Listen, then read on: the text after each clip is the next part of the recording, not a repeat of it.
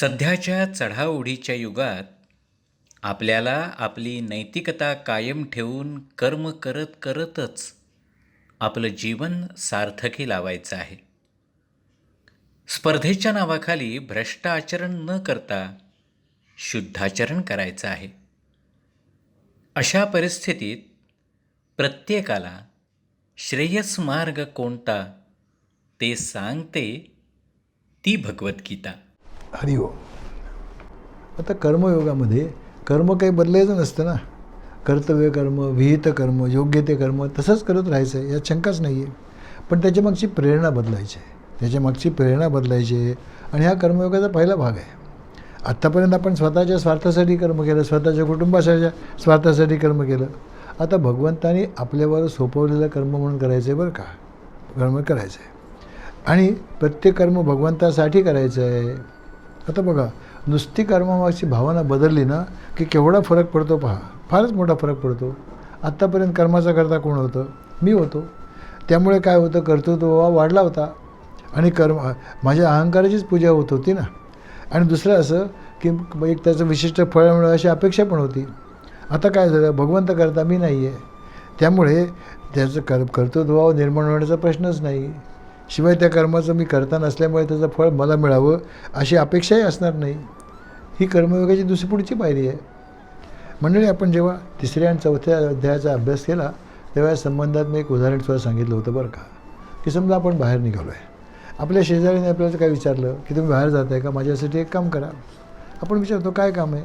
तुम्हाला तिकडे एक तिकिटाचं लॉटरीचं दुकान आहे, त्यातून तुम्हाला एक ते लॉटरीचं तिकीट घेऊन या, अमुक अमुक लॉटरीचं. आता आपण कबूल करतो, ते तिकीट काढून आणतो आणि त्याला देतो. तो माणूस त्या तिकिटाचे पैसे आपल्याला देऊन टाकतो. आता त्या तिकिटाला खरोखरच बक्षीस लागलं की नाही याबद्दल आपण उदासीन असतो की नाही? असतोच ना. समजा लागलं तर त्याने आपल्याला त्यातलं काहीतरी दिलं पाहिजे अशी अपेक्षाही आपण ठेवत नाही. कारण ते कर्म आपण आपल्यासाठी केलंच नव्हतं ना, ते शेजाऱ्यासाठी केलं होतं, स्वतःसाठी नाही. आता कर्मयोगामध्ये कर्म कोणासाठी केलं? कर्म भगवंतासाठी केलं आणि त्यालाच अर्पण करून टाकलं ना. मग आपल्याजवळ काय राहिलं? काहीच नाही. आपल्याला फक्त कर्म उत्तम केल्याचा आनंद प्राप्त झाला एवढं नक्की मिळालं. आणि अशानेच काय होतं, अंतःकरणाची शुद्धी होते हो. कारण अंतःकरणातल्या कामना, आवडीनिवडी, ईर्ष्या, संताप हे सगळं हळूहळू कमी व्हायला लागतं आणि अंतःकरणाची त्या प्रमाणात शुद्धी होत जाते. कर्मयोगाचं फलित केवळ अंतःकरण शुद्धी हेच आहे. भगवंतच म्हणाले, योगिना कर्म कुर्वन्ति संगम त्यक्त्वा आत्मशुद्धये. जसं जसं आपलं अंतःकरण शुद्ध होत जातं ना मंडळी, तसं तसं आपण जीवनातलं सगळं यश अपयश, सुखदुःख याच्याकडे समत्वाच्या भावनेने पाहायला शिकतो. म्हणजे आलेल्या समस्यांनी आपण फारसे विचलित होत नाही. पण त्याचबरोबर आता मग माझं अंतःकरण शुद्ध झालं, माझे विचार फार पवित्र आहेत, उच्च दर्जाचे आहेत, म्हणजेच मी कोणीतरी इतरांपेक्षा वेगळा आहे, श्रेष्ठ आहे असा अहंकारसुद्धा तयार होतो ना. ती धोका असतोच की हो. आणि एक लक्षात ठेवा, म्हणजे आपण पुन्हा समत्वाकडून भेदाकडे जायला लागलो. जिथे भेदाचं दर्शन आहे, प्रतिपादन आहे, समर्थन आहे, तिथे बुद्धीचं समत्व नक्कीच नाही. आणि समत्व हे तर साधनेचे ध्येय आहे हो, नक्कीच आहे. तोच तर योग आहे. समत्वम योग उच्यते. मग आता हा जो भेद आहे, हा जो अहंकार आहे, तो जावा म्हणून भगवंतांनी काय केलं, 5व्या अध्यायात सांगितलं, शास्त्रांचा अभ्यास करा, स्वाध्याय करा असं सांगितलं. शास्त्रांच्या अभ्यासामुळे आपल्या डोळ्यांवर आलेलं हे श्रेष्ठत्वाचं पटल आहे ना, ते दूर होतं आणि भगवंताचं श्रेष्ठत्व, त्याचं महात्म्य जीवनात वाढतं हे खरं आहे. त्यामध्ये स्वतःचं निरीक्षण, परीक्षण, आत्मचिंतन हे असतंच ना. पण आता अंतःकरण शुद्ध झालं, विचारांचं समत्व प्राप्त झालं हे खरं आहे. श्रेष्ठत्वाचा अहंकार निमाला. त्यामुळे आता मनबुद्धी यांना काय करायचं आहे, भगवंताकडे वळवायचं आहे. पण तिथे मंडळी आणखीन एक अडचण उभी राहते बरं का. मन काही केलं भगवंताकडे वळवता येत नाही, आपण त्याला वळवूच शकत नाही. ते इतकं दृढ आहे, हट्टी आहे, चंचल आहे. आणि हीच अडचण अर्जुनाने 6व्या अध्यायामध्ये भगवंतापुढे मांडलीसुद्धा आहे. काय म्हणाला होता तो, चंचले मी मन कृष्ण प्रमाथी बलवत दृढम. मन हे अतिशय चंचल आहे रे, हट्टी आहे, निग्रही आहे. त्याला ताब्यात कसं आणायचं, आणि समजा ताब्यात आणलं तर भगवंताकडे कसं वळवायचं. आणि भगवंतांनी तिथे काय सांगितलं की हे बघ, मनावर ताबा मिळवणं खरंच फार कठीण आहे, त्यात शंकाच नाही, पण असाध्य मात्र नाही आहे.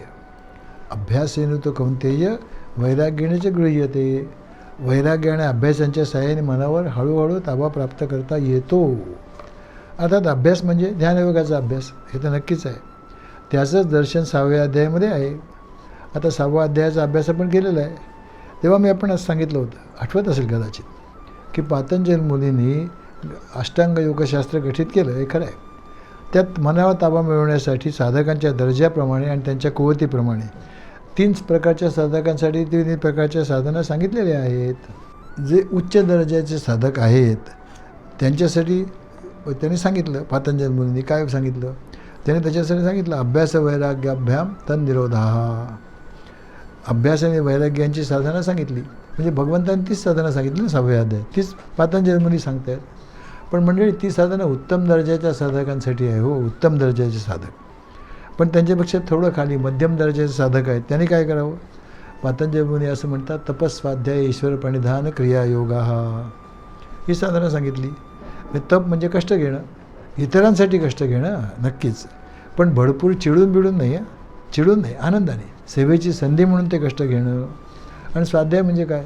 स्वाध्याय म्हणजे एक तर शास्त्रग्रंथांचा अभ्यास करायचा किंवा स्वतःचा अभ्यास करायचा, इंट्रोस्पेक्शन करायचं, आत्मचिंतन करायचं. म्हणजेच काय करायचं? झोपण्यापूर्वी शांत बसायचं आणि आठवण करायची, विचार आणायचा मनात की आज आपण खरं किती बोललो, खोटं किती बोललो. जे काही खोटं बोलणं ते सगळं आवश्यक होतं का आपल्या सवयीने बोललो आपण? केवळ आपल्या बोलण्याने आपण आज किती लोकांची अंतःकरणं दुखावली, जे काही बोललो त्याच्यामध्ये आत्मप्रौढी किती होती, इत्यादी विचार अगदी पूर्णपणे करायचं. हे सगळं स्वाध्यायच आहे. आणि जे दोष स्वतःमध्ये आढळतील ना ते सुधारण्याचा प्रामाणिक प्रयत्नसुद्धा करायचं बरं का, हे खरंच आहे. आणि ईश्वर प्रणिधान म्हणजे काय? मग संपूर्ण शरणगती, भक्ती. पण हे सगळं झालं मध्यम दर्जाच्या साधकांसाठी. म्हणजे अगदी कमी दर्जाचे साधक आहेत त्यांच्यासाठी काय त्यांनी सांगितलं? यम नियम, आसन, प्राणायाम, प्रत्याहार, धारणा, ध्यान, समाधी, संपूर्ण अष्टांग योग त्यांनी कामाला येलो असं सांगितलं. म्हणजे एक लक्षात ठेवणं आवश्यक आहे की आपल्यापैकी बहुतेक सगळेजण कमी दर्जाच्या साधकांपैकीच आहोत. हे तपासून बघा प्रत्येकानं स्वतःचं. त्यामुळे मग आपल्यासाठी सगळे 8 अंग आवश्यक आहेत, ह्यात काही शंकाच नाही. अर्थात योग साधनेमुळे मनावर ताबा मिळवतो, मनोराज्य कमी होतात, हे सगळं खरं आहे. पण ही अष्टांगाची साधना काही सोपी आहे का? फारच कठीण आहे, फारच कठीण आहे. किंवा आज आपण जे योगवर्ग म्हणून ज्यांना म्हणतो ना, त्या ठिकाणी 8 कुठे शिकवतात? त्या ठिकाणी फक्त आसन प्राणायाम एवढंच जास्त मुख्यतः जास्त शिकवलं जातं. अष्टांग योग साधना सगळ्यांना जमणं फार कठीण आहे, हो, यात शंकाच नाही. मग त्यासाठीच पुढे भगवंताने भक्ती साधना सांगितले ना, ते पण आता पुढे पाहणारच होतं, यात काही शंकाच नाही. पण समजा योगासना जमली थोडीफार, अगदी योगासना प्राणायाम वगैरे जमलं, मनावर ताबा प्राप्त झाला, तर आणखीन एक अडचण उभी राहते ना, हो. जसं जसं मन शांत होत जातं ना, एकाग्र होत जातं, सूक्ष्म होत जातं, सूक्ष्म विचार ग्रहण करण्याची क्षमता प्राप्त होते आणि बुद्धी ते प्राप्त करू लागते सुद्धा. तसं तसं काय होतं, आपल्या शरीरात ज्या अनेक सुप्त शक्ती आहेत ना, ज्यांना आपण सामान्यपणे सिद्धी म्हणतो, त्या जागृत व्हायला लागतात. छोट्या छोट्या सिद्धी माणसाला प्राप्त होतात. वाचासिद्धी प्राप्त होते, संकल्पसिद्धी प्राप्त होते. म्हणजे काय होतं, तुमच्याकडे लोक येतात, काही सांगतात असं करा, तुम्ही काय सांगताय असं असं होईल, असं करा, आणि तसं होतं. हो मंडळी, खरंच होतं. त्यामुळे तुमच्याकडे लोक मग मार्गदर्शक आणि गुरु म्हणून पाहायला लागतात, कारण तुम्ही सांगितलेल्या मार्गाने त्यांचं भलं होतं, हे खरं आहे. पण हे झालं की तुमचा अहंकार वाढतो ना, मी आता सिद्ध झालो, हम बहुत पहुंच गए, असं वाटायला लागतं. खरं त्या सिद्धी खरं काय झालेलं असतं, त्यांचं काम कोणी केलेलं असतो? भगवंतांनी केलेलं असतं, तुम्ही नाही. पण मग भगवंतामध्ये आपल्यामध्ये सिद्धी हा मोठा अडथळाच ठरतो ना, उगाचच. आता मग सिद्धी वाईट आहेत का? नाही मंडळी, त्या सोडायच्या पण नाही आहेत. कारण बघा आपल्याला असं दिसतं की भगवत भक्तीकडे लोकांनी वळावं म्हणून अपवादात्मक परिस्थितीमध्ये अनेक संत या सिद्धीचा उपयोग करतात. पण ते स्वतः त्यात कधी अडकलेले दिसत नाहीत, हो, किंवा आसक्तही होत नाहीत. तसं असावं ना, त्यात अडकून न बसता पुढे गेलं तर भगवत प्राप्ती होते, हे तितकंच खरं आहे. म्हणून तर भगवंताने या 6व्या अध्यायाच्या अगदी शेवटच्या श्लोकामध्ये या सिद्धीच्या विळख्यातून बाहेर येण्यासाठी एक साधना पण सांगितली. काय म्हणाले? योगिनामपि सर्वेषां मद्गते नांतरात्मना श्रद्धावान भजेते यो माम समे युक्ततमो मतः. 6व्या अध्यायातला 47वा श्लोक होता. काय म्हणाले भगवंत? सर्व योग्यांमध्ये, साधकांमध्ये जो कोणी योगी, जो कोणी साधक माझ्या ठिकाणी पूर्णपणे निष्ठा ठेवून माझं अखंड भजन करतो, अनुसंधान ठेवतो, तो मला सर्वात श्रेष्ठ भक्त वाटतो, असं त्यांनी सांगितलं. आणि या मंडळी भक्तीचा महिमा आहे हो. ही सर्व जंजाळातून वाट काढून भगवंतापर्यंत पोचण्याची सर्वश्रेष्ठ साधना ही आहे. म्हणजे ते त्वमपद शोधन आहे, साधना आहे. आणि हाच भक्तियोग मंडळी, दुसरं काय आहे. 7व्या अध्यायापासून भगवंतांनी या भक्ती साधनेचा विस्तार केला आहे. 7व्या अध्यायात भगवंतांनी काय सांगितलं? त्यांनी सांगितलं की ज्या भगवंताची भक्ती करायची आहे ना, त्याचं रूप आणि स्वरूप प्रथम जाणून घ्या. तो कोण आहे आणि ते मी तुला सविस्तर सांगतो असंही सांगितलं आहे त्यांनी. म्हणजे भगवंताच्या स्वरूपाचं ज्ञान आहे ते आणि तुमचं स्वरूप एकच आहे याची जाणीव तुम्ही स्वतःच्या अनुभवातून प्राप्त करावी. त्यासाठी कोणत्या साधना कराव्यात हे विज्ञानही मी तुला सविस्तर सांगतो असंही म्हणाले. आणि म्हणून प्रथम त्यांनी काय केलं? प्रथम जगत आणि जीव यांचं विवेचन केलं. जगत हीच भगवंताची अपरा प्रकृती आहे आणि जड प्रकृती आहे. ती धारण करणारा जीव कसा आहे? भगवंताचीच प्रकृती आहे, पण तो चेतनात्मक प्रकृती आहे. आणि या दोघांचंही नियंत्रण करणारा ईश्वर हे सुद्धा भगवंताचंच रूप आहे असंही सांगितलं. आता केवळ प्रकृतीच्या उपाधीमुळे ईश्वर हे वेगळं नाव झालं बरं का, वेगळं रूप झालं. पण त्या तिघांना एकत्र ठेवणारा, आधार देणारा परमात्मा मात्र या सर्वांपासून भिन्न आहे, एकमेव अद्वितीय आहे, निर्गुण निराकार आहे असंही सांगितलं. त्याची भक्ती सगुण साकार ईश्वराच्या माध्यमातून करावी आणि मग हळूहळू भगवंताच्या निर्गुण स्वरूपाकडे जायचं आहे असंही सांगितलं. मग भगवंताची भक्ती कोण करतात आणि कोण करत नाहीत तेही सांगून झालं. या अध्यायाच्या शेवटी भगवंत असं म्हणाले की या परमेश्वराला नीट जाणण्यासाठी काय जाणलं पाहिजे, कसं जाणावं? त्याला ब्रह्म म्हणून जाणावं, अधिभूत म्हणून जाणावं, अधिदैव म्हणून जाणावं, अधियज्ञ म्हणून जाणणं आवश्यक आहे, वगैरे वगैरे. आता या परमेश्वरापाशी स्थिर झालेली माणसं जी आहेत ती अंतसमयीसुद्धा भगवंतांना कसं जाणायचं तेही आवश्यक आहे असंही सांगितलं. आणि अर्थातच अर्जुनाने हे कशा प्रकारे जाणायचं असा प्रश्न केला. त्यातून पुढे 8व्या अध्यायाची सुरुवात झाली. 8व्या अध्यायामध्ये भगवंतांनी काय केलं? पहिले जे 6 प्रश्न होते अर्जुनाचे त्याची उत्तरं 3ऱ्या आणि 4थ्या 2 श्लोकातच देऊन टाकली. पण आपण मात्र ते अगदी सविस्तर पाहिलेत बरं का. आणि अंतकाळी भगवंतांची आठवण कशी ठेवावी हे मात्र त्यांनी संपूर्ण 8व्या अध्यायात सांगितलं. त्यासाठी ध्यानाची साधनासुद्धा 12व्या आणि 13व्या श्लोकात सांगितली. सर्व द्वारांनी संयम्यपासून य प्रजाती त्यजन देहम सयाती परमाम गतींपर्यंत. त्या संदर्भात पुढे ब्रह्मदेवाचा दिवस आणि रात्र, उत्तरायण दक्षिणायन या संकल्पना काय त्याचं सविस्तर वर्णन केलं आणि तेही आपण अगदी व्यवस्थित समजून घेतलं. पण तिथेसुद्धा भगवंतांनी शेवटी भक्तीचंच महात्म्य सांगितलं. काय म्हणाले? आनंद चेता सततम योमां स्मरती नित्यशः तस्याहं सुलभ पार्थ नित्ययुक्तस्य योगिनः. 8व्या अध्यायातला 14वा श्लोक होता. काय अर्थ होता? जो माझ्या ठिकाणी अनन्य चित्त होऊन नित्यशः माझं स्मरण करतो त्याला मी सहजपणे प्राप्त होतो. म्हणजेच तो मला सहजपणे प्राप्त होतो असं म्हणायचं होतं. आता हा भक्तीचा महिमा आहे ना, हा भक्तीचा महिमा आहे.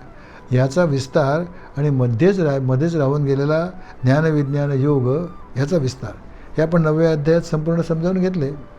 या 9व्या अध्यायातले महत्त्वाचे श्लोक होते मंडळी 2. मया ततमिदं सर्वं जगदव्यक्तमूर्तिना मस्थानी सर्व भूतानि दचाहं तेष्वस्थितः न च मस्तानि भूतानि पश्य मे योगमैश्वरम भूतभृंदच भूतस्थो ममात्मा भूतभावना. 9व्या अध्यायातले 4था आणि 5वा श्लोक होता. काय अर्थ होता? आपल्या दृष्टिकोनातून हे विश्व अगदी सत्य आहे, ह्यातले अनुभव सत्य आहेत, पण भगवंताच्या दृष्टिकोनातून फक्त तेच सत्य आहेत. बाकी सगळं केवळ त्यांच्यावर अध्यारोपित केलेलं आहे. ही आहे ज्ञानदृष्टी, निर्गुण रूपाची दृष्टी. ते श्लोक पण आपण अगदी सविस्तर जाणलेच आहेत. आणि भगवंतानेच पुढे असं सांगितलं की जग तुम्हाला दिसतंय आणि भासतंय, यातली प्रत्येक चरण आणि आचार्य गोष्ट ही शेवटी माझीच विभूती आहे. काय म्हणाले भगवंत? ते असं म्हणाले, माझ्या अध्यक्षतेखाली प्रकृतीने या सर्व जगाचा डोलारा उभा केलेला आहे. हे सगुण रूपाची दृष्टी आहे मंडळी, सगुण रूपाची. आणि सगुण रूपाने काय किंवा निर्गुण रूपाने काय, माझी भक्ती करा, मी तुमचा योगक्षेम निश्चित चालवीन असंही भगवंताने सांगितलं. भगवंताची की भक्ती किती सुलभ आहे त्यांनी पत्रम पुष्पम फलम तोयम या श्लोकाद्वारे सांगितलं. जे करता ते मला अर्पण करा, म्हणजे सर्व कर्मबंधनातून तुम्ही पूर्णपणे मुक्त व्हाल आणि मला प्राप्त व्हाल हे सुद्धा सांगितलं. भगवंत सर्वांजवळ करतात, त्यात काही शंकाच नाही. एखादा माणूस अत्यंत पापी असला तरीही जर तो सुधारायला तयार असेल तर भगवंत त्यालाही संधी देतात, हेही त्यांनी स्पष्ट केलं. 9व्या अध्यायातल्या अंतिम श्लोकामध्ये मन मना भव मत भक्तो इत्यादी जो उपदेश दिला त्याचा अगदी साधा अर्थ काय होतो? साधा अर्थ होतो की सर्व साधकांनी काय करावं? भक्तीने परमेश्वरामध्ये मन स्थिर करावं, प्रत्येक कर्म भगवंताला अर्पण करावं आणि अशा रीतीने स्वतःच्याच कर्माने भगवंताची पूजा बांधावी. परमेश्वर सर्वज्ञ आहे, सर्वशक्तिमान आहे, हे सगळं खरं आहे हो, पण तो अव्यक्त आहे ना, अव्यक्त आहे. त्याला जाणणं अतिशय अवघड आहे, सोपं नक्कीच नाही. शास्त्र त्याच्या स्वरूपाचं वर्णन जरूर करतात बरं का, पण सामान्याने या निर्गुण निराकार परमेश्वराला कसं जाणायचं हा प्रश्नच आहे. कसं जमेल सामान्य माणसानं हे? आणि म्हणून भगवंतांनी काय केलं, 7व्या अध्यायात 8 ते 12 या श्लोकामध्ये त्याने असं सांगितलं, कारण रूपाने सांगितलं. रसोमपसु कौंतेयपासून सुरुवात केली. हे चैव सात्विका भावा 16-17 विभूती सांगितल्या स्वतःच्या. परत 9व्या अध्यायामध्ये मुख्यतः कार्यरूपाने 16 ते 19 या श्लोकामध्ये अहम क्रतुर यज्ञापासून 19व्या श्लोकातील अमृतश्चैव मृत्युश्च पर्यंत 36-37 विभूती सांगितल्या. 36 किंवा 37. हे परमात्मा कसा आहे? एकमेव अद्वितीय आहे असं म्हटलं तर त्याच्याकडे वाटचाल करणं मोठं कठीण राहतो हो, कारण वाटचाल करण्यासाठी 2 बिंदू पाहिजेत ना. एका बिंदूपासून दुसऱ्या बिंदूपर्यंत प्रवास करायचा आहे ही जाणीव होते. मूर्तिरूपाने आपण परमात्म्याला जरूर जाणतो आहे, खरं आहे, पण तिथेही तो आपल्यापेक्षा वेगळाच असतो ना. त्याला आत्मरूपाने कसं जाणायचं हाच तर खरा प्रश्न आहे ना. म्हणून तर भगवंत सांगतात ना की मी जरी सर्वव्यापक असलो ना तरी काही व्यक्तींमधून माझं जे परमात्मा रूप आहे ते अधिक प्रकर्षाने प्रकट होताना दिसतं. स्वच्छ आरशामधून जसं सूर्याचं प्रतिबिंब प्रकर्षाने दिसतं की नाही तसं, आणि तेजाने परावर्तित होतं तसं मी परावर्तित होत असतो. अशा व्यक्तींना आपण संत म्हणतो बरं का. आणि तेच संत या अनंत कोटी परमात्म्याचं चालतं बोलतं दिसणारं सगुण रूप आहे असं आपण मानतो. या वाटचालीमधला प्रत्यक्ष संपर्कात येऊ शकेल असा पहिला बिंदू आहे बरं का, हे लक्षात घ्या. पण हाच परमात्मा विश्वातल्या काही वस्तू आणि इतर काही क्षेत्रातल्या काही व्यक्तीमधून सुद्धा अधिक प्रगत रूपात अभिव्यक्त होताना दिसतो की, त्यांना आपण योगी किंवा विभूती असं म्हणतो. हा आहे दुसरा बिंदू. आता संतांच्या उपासनेतून भक्तीपासून सुरुवात करायची आणि विभूतीच्या माध्यमातून मूळ निर्गुण निराकार सर्वज्ञ सर्वव्यापी सर्वसाक्षी अशा परमेश्वराला जाण्याचा प्रयत्न करायचा. हा आहे साधनेचा महत्त्वाचा भाग. पण मंडळी ह्या ठिकाणी 2 गोष्टी जाणणं मात्र अतिशय आवश्यक आहे बरं का. ज्या ज्या साधना जे विचार आपल्याला आपल्या स्वस्वरूपापाशी नेतात ना तो योगाचा अभ्यास हे लक्षात घ्या. मग तो कर्मयोग असो, अष्टांगयोग असो, ज्ञानयोग असो किंवा भक्तियोग असो, योगाचाच अभ्यास आहे. आणि जेव्हा आपण जगाशी व्यवहार करतो तेव्हा त्यातल्या प्रत्येक वस्तूमध्ये व्यक्तीमध्ये भगवंताचं अस्तित्व आहे अशी भावना करणं विभूतीचा अभ्यास आहे, विभूतीचा अभ्यास. आता आपल्या स्वतःच्या स्वरूपाचा जाणण्यासाठी काय करायला लागतं? अंतर्मुख व्हायला लागतं. हे शास्त्रांच्या अभ्यासामधून चिंतन मनन निधिध्यासन यांच्या माध्यमातून शक्य आहे. आणि हाच आहे ज्ञानमार्ग ना, हाच मार्ग आहे. जगात व्यवहार करताना प्रत्येकामध्ये भगवंतांना पाहणं हा भक्तिमार्ग आहे. जे देखी जे भूत ते जाणी जे भगवंत हाच आहे भक्तियोग मंडळी. एका बाजूला काय करायचं आहे? एका बाजूला योगाभ्यास करायचा आहे, म्हणजेच मनन आणि चिंतनाच्या माध्यमातून स्वतःच्या स्वरूपापाशी पोचण्याचा प्रयत्न करायचा आहे.